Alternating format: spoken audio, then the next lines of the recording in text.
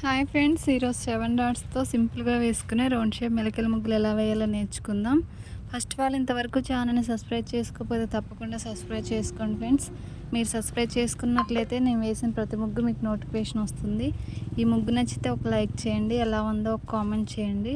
మీకు ఎలాంటి ముగ్గులు కావాలన్నా కూడా నాకు కామెంట్లో తెలియచేయండి.